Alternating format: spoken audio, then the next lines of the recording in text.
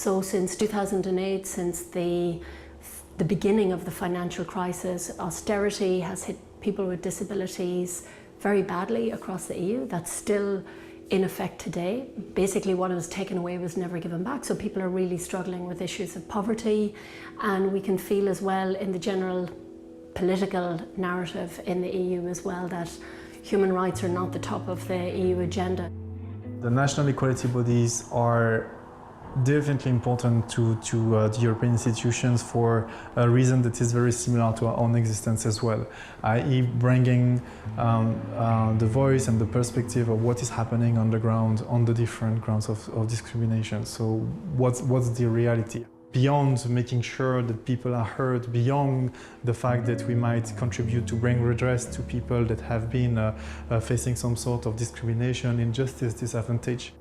I think the national equality bodies are important and relevant for any EU-level discussion because they understand the nuts and bolts of what it means to be making sure that legal protections are not just words, but have a meaning for people. If EU legislation and EU policies and any EU action is to be having an impact, you need to hear voices like the voices of national equality body experts. The most important thing for us is that Equinet and Equinet national equality bodies members are absolutely critical in understanding how European anti-discrimination law is experienced in practice by European citizens and ensuring justice where those rights are not being upheld. For us, the Equinet and the national equality bodies have a key role in helping us making equality data collection hopefully compulsory in all the member states. If you want to make a change, there is no other way than start collecting this data so that we know what the situation is, we can try to devise remedies and we see if they work or not. And Equinet national bodies have been absolutely critical in shining a light on the continuing discrimination that pregnant and women and workers returning to work after maternity leave are experiencing, and really collating that data and bringing it to European level. And that's been essential for us in our continuing campaigns. ILGA Europe has been working with Equinet for I think as long as Equinet has been existing. What we've been doing more and more is use our respective positions as European networks to connect our own members. So from ILGA Europe's side to connect our LGBTI organizations at national level with their own national equality bodies.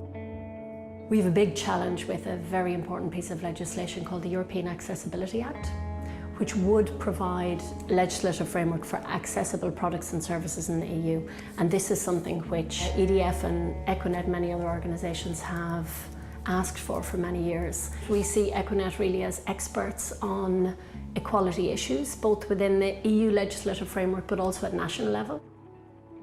One area we've been exploring a lot with Equinet recently is the area of multi-discrimination, so multiple discrimination experienced by women who are also migrants, who are also Roma, who are also disabled, and how do you put into practice the defence of those rights when they are attacked on multiple levels?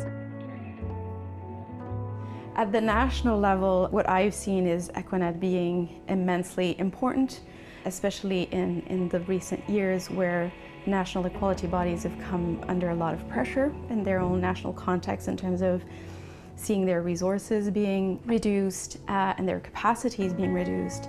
Just to pull together the resources and to continue to do the very important work they do is what I hope Equinet will be able to continue to do for a long time.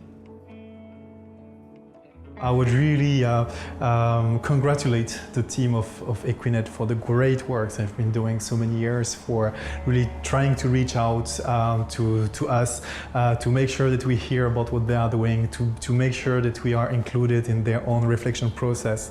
So there is this constant work of trying not to work in isolation, but bringing the broader anti-discrimination community around, and I think it's really something absolutely valuable.